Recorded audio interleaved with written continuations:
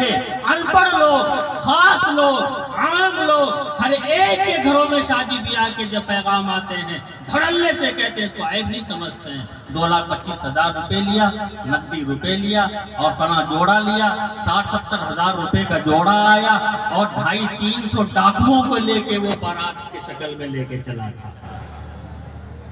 پتہ ہے کیا کرتے ہیں؟ جب ہم بارات جاتے ہیں، لڑکی والے کے جسم سے خون کو چوس کے ہم نے الگ کر دیا ہے، اور ہمیں گوشت اچھا نہیں لگتا۔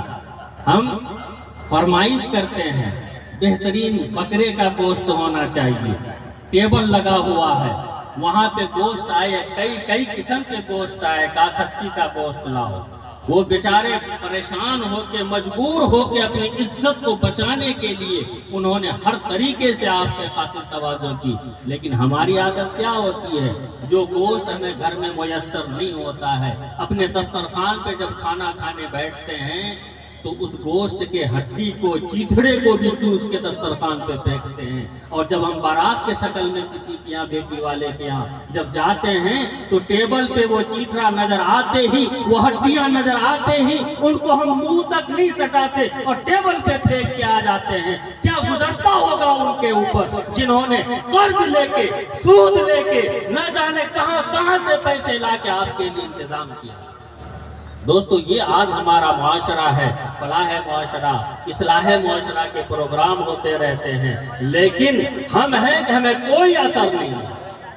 تم لاکھ بکتے رہو، تم لاکھ کہتے رہو، ہم کریں گے وہی جو میرے من میں ہے۔ یہ ہم نے ٹھان لیا ہے۔ یاد رکھیے کہ ٹھانیے، لیکن جب ایک دن موت آئے گی آپ کے ساتھ کوئی رقم نہیں جائے گی، کوئی پیسے، کوئی دولت آپ کے قبر میں نہیں جائیں گے۔ سارے کے سارے جس کے واسطے ہم نے غلط کام کیا تھا، جس حرام کو ہم نے لوٹنے کی کوشش کی تھی، یاد رکھیے جس اولاد کے لیے ہم نے بہت کچھ کیا تھا، لوگوں کے دلوں کو دکھایا تھا، ان کے دل کو دکھا کے ان کے جان لینے تک پہ ہم مجبور ہو گئے تھے، یاد رکھیے کہ جب ہم مر جائیں گے وہ اولاد آپ کو کام نہیں آئے گی۔ اب تو یہاں ہی دکھائی دیتا ہے، یہاں ہی نظر آتا ہے، جو سامان آپ نے طلب کیا تھا فہرست کے شکل میں، ان سامان میں سے کھیر کھانے کی چمچی بھی اگر آپ کو میسر ہو جائے، وہ چمچی بھی نہیں نکلے گی آپ کے لیے، وہ پانی کا گلاس بھی آپ کے لیے نہیں نکل سکتا ہے۔ وہ ان کی ملکیت ہے، وہ ان کی ذمہ داری ہے، تو ہم کیوں اپنے عاقبت کو خراب کریں؟ کیوں ہم قبر کے اندر جا کر کے ان اولاد کے لیے جو ہم نے مانگا تھا، طلب کیا تھا، پیسوں کا رقم طلب کیا تھا، اور ان کے دل کو دکھایا تھا، اور اس شادی کو ہم نے مہنگا کر دیا ہے۔ یاد رکھیے شادی کو شریعت کے اندر بالکل سادگی کے ساتھ ہے۔ آج ایک باپ سے پوچھئے جس کی بیٹی جوان ہے، اگر آپ ان سے یہ مسئلہ چھیڑیں گے کہ بھائی صاحب آپ کی بیٹی جوان ہے، شادی بیاہ کا ارادہ کب ہے، تو ان کی نیند اڑ جاتی ہے، ان کے پیروں کے نیچے سے زمین کھسکنے لگتی ہے کہ ہائے اللہ، میں 10 لاکھ روپے کا انتظام کہاں سے کروں گا۔ آج غریب سے غریب گھر کے اندر 5 سے 6 لاکھ روپے کے خرچ ہیں شادیوں کے اندر، جبکہ یہی ہمارا گاؤں ہے، یہی ہمارا سماج ہے، اور ہم دوسرے ادھر اسٹیٹوں میں جا کے کہا کرتے تھے یار تم لوگ شادیوں میں اتنے پیسوں کو دیکھنے کے لیے، لڑکوں کو دیکھنے کے لیے، لڑکی والے خدا نہ خواستہ اگر 40 چلے گئے تو ادھر سے 200 آئے۔ اس میں ہماری اور آپ کی زندگی گزرتی ہے۔ بارات کا مسئلہ آتا ہے، مفتیان کرام ہمارے اسٹیج پہ بیٹھے ہوئے ہیں، میں آپ کا وقت زیادہ لینا نہیں چاہتا، اس لیے کہ بڑے بڑے موقر اور مہمان تشریف فرما ہیں۔ میں عرض یہ کرنا چاہتا ہوں کہ آپ مفتیان کرام سے پوچھیں کہ بارات کا رواج کہاں سے نکلا، کس نے آپ کو اتھارٹی دی، کس نے آپ کو پرمیشن دیا کہ 100-200 بارات کو لے کے جائیں گے، اور وہ ایسے کہ میرے گھر میں دعوت ہے، ہم نے شادی کا کارڈ چھپایا اور دوستوں کو تقسیم کیا کہ یہ میرے یہاں میرے لڑکے کی بارات فلاں جگہ جائے گی، اور جب ہم گھر سے نکل کے دولہے والے کے پاس آئے تو چائے میسر نہیں ہوئی، انہوں نے کہا مولانا آ گئے، تشریف لائے، الحمدللہ گاڑی پہ بیٹھ کے فلاں جگہ پہ بارات جائے۔ دوسروں کے دسترخوان پہ کھانا کھلانے کے لیے آپ دعوت دیتے، شرم نہیں آتی ہے؟ دوسروں کے دسترخوان پہ جا کے کھانا کھانے کی دعوت دینے میں کیا ہمیں شرم نہیں آتی ہے؟ شرم آنی چاہیے. ہماری غیرت بڑھ چکی ہے، ہماری ایمان ختم ہو چکا ہے. دوستو، اتباع نبی کریم علیہ الصلوۃ والسلام کی کریں گے.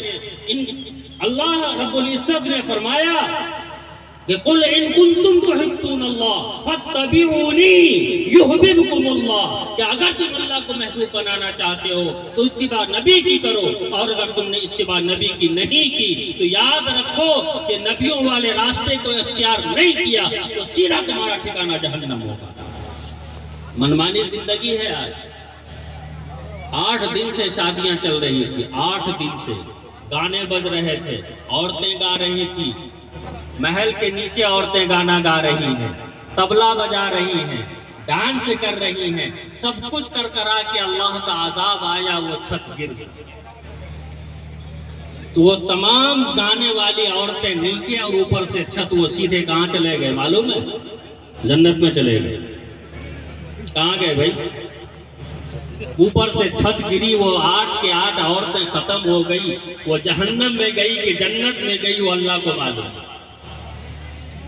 یاد رکھیے کہ شادی بیاہ کے رسومات جو ہم نے اور آپ نے جو گڑھا ہے، یہ شریعت سے اس کا کوئی تعلق نہیں ہے.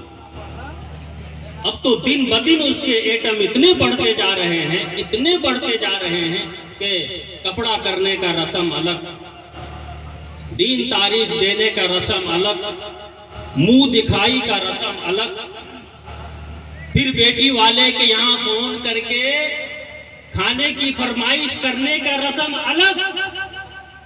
ایسا لگتا ہے کہ ہم نے ان کو کما کے پہلے سے ادا کر دیا تھا کہ 5 لاکھ روپے رکھیے، جب میں اپنی بارات لے کے آؤں گا تو وہ پیسے آپ کھلا دیں گے.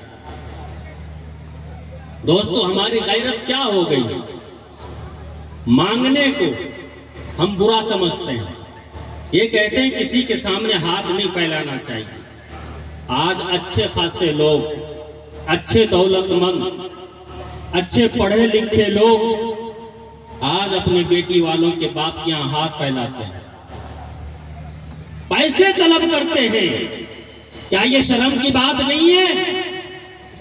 عجب ماجرا ہے حضرات دیکھیے، عجب ماجرا ہے حضرات دیکھیے، داماد مانگتا ہے خیرات دیکھیے. 10 روپے اگر ہم نے کسی کو دیا، وہ واپس کرنے کے لیے تیار نہیں ہے، یا میں نے یہ کہہ کے دیا کہ جاؤ تمہیں خیرات دے دیا، تو ان کے جسم میں آگ لگ جاتی ہے. تو مجھے خیرات دو گے؟ میں خیرات کھانے کے لائق ہوں؟ 10-5 روپے اگر خیرات لینے کے لیے ہم پسند نہیں کرتے ہیں تو 2.5 سے 5 لاکھ 10 لاکھ 20 لاکھ 4 چکا لینے کے لیے ہم کیوں تیار ہو جاتے ہیں؟ کیا وہ خیرات نہیں ہے؟ آپ نے بیٹے کو انجینئر بنا لیا تو کون سے کدو میں تیر مار دیا؟ کون سا کمال کر دیا آپ نے؟ بیٹے کو پروفیسر بنا دیا تو کون سا بڑا کام کر دیا آپ نے؟ آپ نے بیٹے کو ڈاکٹر بنا دیا تو کون سا بہادری کر دیا آپ نے؟ کون سا کمال کر دیا آپ نے؟ کون سا آپ کا بیٹا ڈاکٹر بن کے اور دین کے راستوں پہ نہ چل کر کے اور غیر دین پہ چل کر کے اگر انہوں نے اپنی زندگی کے اندر ماں باپ کے لیے بھی کبھی انہوں نے دعائیں نہیں کی، ہمارے مر جانے کے بعد اس ڈاکٹر نے، اس انجینئر نے جا کے مولویوں کا سہارا لیا کہ مول صاحب میرے ابا انتقال کر گئے، قرآن خوانی کرا دیں. اتنے پڑھے لکھے ہونے کے باوجود وہ انہی 8,000 10,000 مولویوں کے جو 8,000 10,000 پاتے ہیں انہی کے محتاج بن کے رہ جاتے ہیں، اور یہ کہتے ہیں کہ مول صاحب میرے ابا کا جنازہ پڑھا دیجیے. دفنانے کے بعد پھر کہتے ہیں کہ میرے ابا کی بخشش کیسے ہوگی، ذرا دعا کر دیجیے. تو دوستو، بات غور کرنے کی ہے. شادی بیاہ کے نام پہ جو آج ہم مانگتے ہیں، اس کو عیب نہیں سمجھ رہے ہیں، اس کو برا نہیں سمجھ رہے ہیں، کہتے ہیں یہ تو چل رہا ہے. اچھے خاصے لوگوں کے پاس میں نے دیکھا. میں نے کہا آپ کو شرم نہیں آتی ہے؟ ماشاءاللہ نمازی بھی ہیں، تقوی طہارت بھی ہے، اور کہتے ہیں کہ حرام لقمے کو ہم ہاتھ نہیں لگاتے ہیں. یہ ساری کی ساری صفات آپ کے اندر پائی جاتی ہے. لڑکی کے باپ سے جو 3 لاکھ روپے ایٹتے ہیں، وہ 3 لاکھ روپے تولیے کے نیچے سے لیتے ہیں.